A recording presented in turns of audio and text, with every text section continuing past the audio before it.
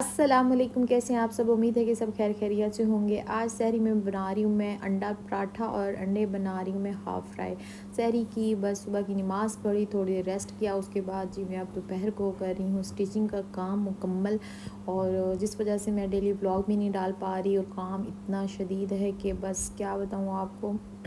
जैसे ही रमज़ान ख़त्म होगा और काम भी मेरा इंशाअल्लाह ख़त्म होगा, ख़त्म तो नहीं होता फिर भी होगा काम, लेकिन क्या किया जाए, काम तो करना ही पड़ता है, मेहनत तो करनी ही पड़ती है। बस जी उसके बाद वो सूट मैं आयमा का बना रही थी, लेकिन ये सूट आया हुआ था मेरी बहुत प्यारी दोस्त है उनकी अम्मी का।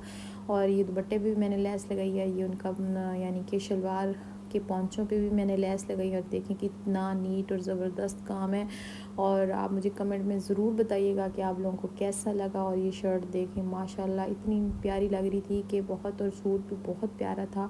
और कुदरती बात है, जैसी मुझे उन्होंने पिक्चर्स दिखाई थी इस सूट की, उस पर भी बिल्कुल वैसी लगी हुई है। और मेरे by chance same to same वैसी ही लेस मिल गई है। और सूट भी बहुत ज़बरदस्त था, खादी का था और ज़बरदस्त सॉफ्ट लॉन का है। बस जी स्टिचिंग का काम किया, बाकी घर के काम काफ़ी सारे किए, साथ साथ नमाज भी और रोज़ा भी चलता रहता है। रोज़ा तो डेली होता है माशाल्लाह से, अल्हम्दुलिल्लाह सारे रोज़े हम रखते हैं और शुक्र अल्हम्दुलिल्लाह बचपन से ही आदत है। और साथ घर के काम भी होते हैं, तो बस बहुत अच्छा रमज़ान गुज़र रहा है। मसरूफ़ियत तो बहुत ज़्यादा है, इंशाअल्लाह अल्लाह ताला आगे भी आसानियाँ पैदा करे। और आज मैं अफ्तारी में बना रही हूँ आलू और चिकन का पुलाव, और जिसका मैंने मसाला अच्छे तरीके से फ्राई करके इसके अंदर मैंने चिकन और आलू को डाल के ना अब हाफ़ डन होने के लिए मैं छोड़ दूँगी, ताकि फिर जब मैं इसके अंदर पानी डालूँ और चावल डालूँ तब तक ये हाफ़ डन हो चुका हो आलू और चिकन। उसके बाद जी चलें जी बना लेते हैं हम लोग जौन सा ना ये दही बल्ले और साथ जी दही बल्लों वाला रायता पुलाव के साथ, क्योंकि आपको पता है रायते के बगैर तो चावल अच्छे लगते नहीं हैं। और ख़ासकर अफ्तारी में हो तो फिर चलो कुछ ना कुछ साथ हो तो मज़े का लगता है।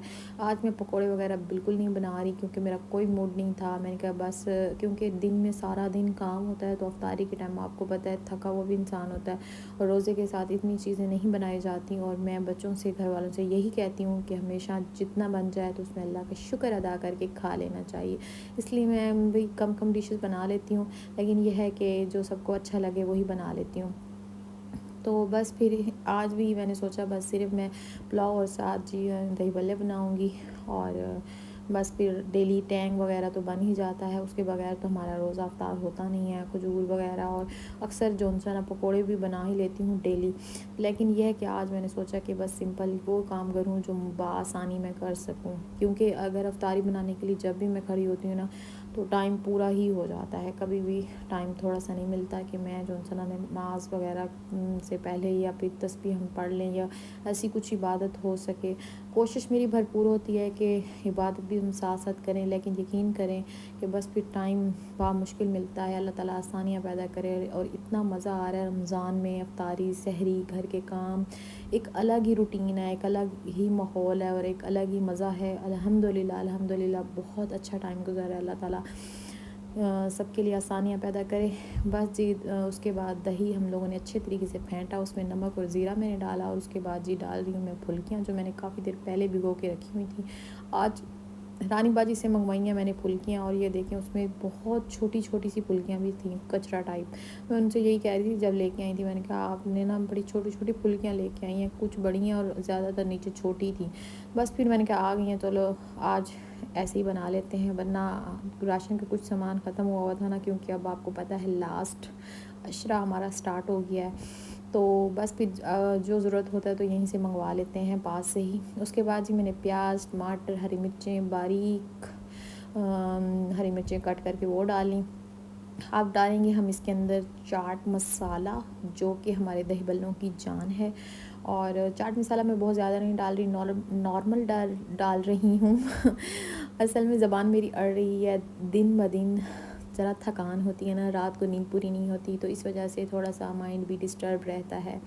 तो बस जी माशाल्लाह हमारे दही बल्ले हो गए हैं रेडी। इनको रखेंगे हम लोग दस्तरखान पे। उसके बाद जी अब हम आते हैं अपने पुलाव की तरफ। ये देखें मैंने बीच में थोड़ा सा ना शॉर्ट मेरा स्किप हो चुका है। जब पानी खुश्क हुआ था मैंने उसे अच्छी तरीके से भूना था और फिर मैंने उसके अंदर पानी डाल दिया था चावलों का।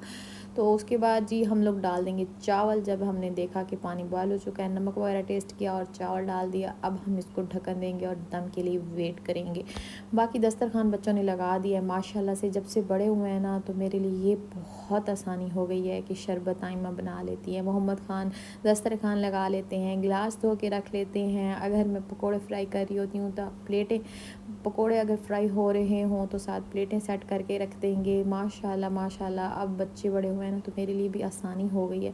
लेकिन बात तो वही होती है ना, माँ कभी फारिग नहीं होती।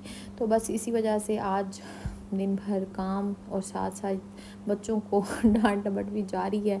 और सुनने में आ रहा है कल से बच्चों को छुट्टियां हो रही हैं। अब पता नहीं हुकूमत की तरफ से कोई नोटिस आया है तो स्कूलों में कि बच्चों को ना 31 तक छुट्टियां हैं। तो देखें फिर बच्चे माशाल्लाह घर खड़ के खूब रौनक लगाएंगे।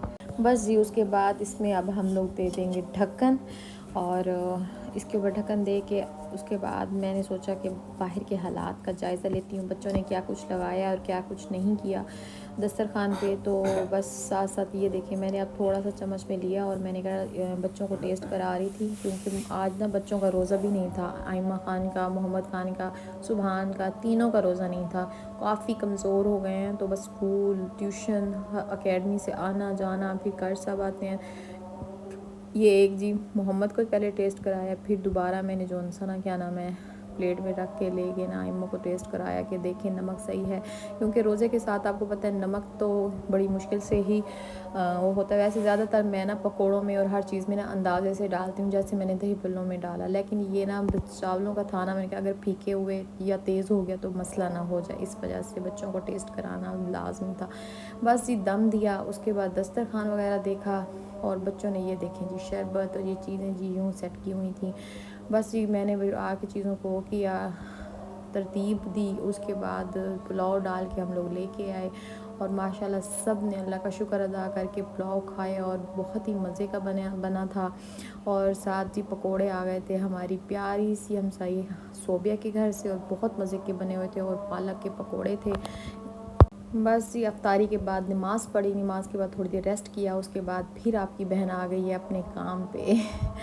ये अब काम हमारा रात के 12 से 1-2 बजे तक चलता रहेगा और फिर जी मैं खड़ी हो जाऊंगी सहरी बनाने के लिए और फिर फजर के टाइम ही मैं सोती हूँ बच्चों को स्कूल भेजने के बाद।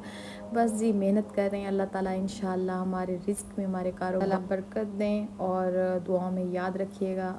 और आपको पता है रोज़ा खोलने से पहले जो दुआ मांगी जाए तो अल्लाह ताला ज़रूर कबूल करते हैं। तो उम्मीद है कि आप लोगों को मेरा ब्लॉग पसंद आया होगा। मिलते हैं अगले ब्लॉग में।